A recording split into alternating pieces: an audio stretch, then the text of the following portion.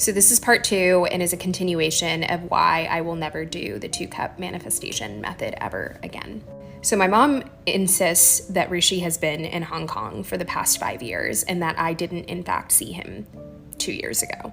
So at this point, I'm not like jumping to conclusions that like something has shifted. I think I was weirded out, but I remember when I kicked it with Rishi 2 years prior, we went to this boba place, but it was a group of us. So he had picked me up, but we met up with like a group of us, like 12 family friends that we grew up with, like the kids. So in that moment, I forgot about it. And about a month later, I remember kicking it with 2 of my girlfriends that were also family friends from back when we were kids and happened to be at that gathering of the family friend group when we went to get boba with Rishi. And I remember telling them this story. I'm like, my mom said Rishi's been in Hong Kong for 5 years and that we never actually kicked it with him 2 years ago when we went to get boba. And my friends looked at me like I was crazy. And they also said what my mom said, which is that Rishi has been in Hong Kong for 5 years and none of us have seen him because he hasn't come back to the States.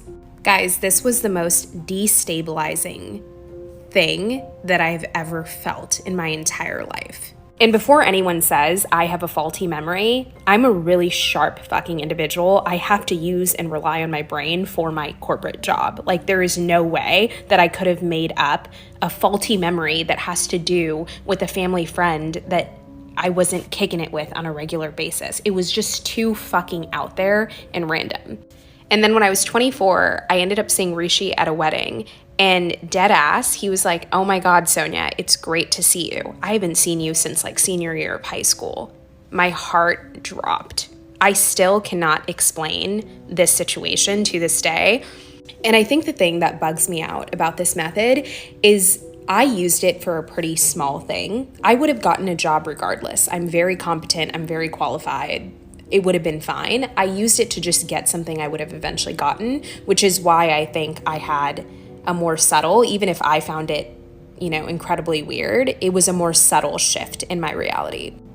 But imagine somebody using the 2-cup manifestation method to drastically alter their circumstances. So if you're broke and you're like, I want to be making 300 G's a year, I can't imagine what drastic shifts would happen in that reality. And for that reason, I do not recommend doing this technique. And if you do it, just sort of know what you're signing up for.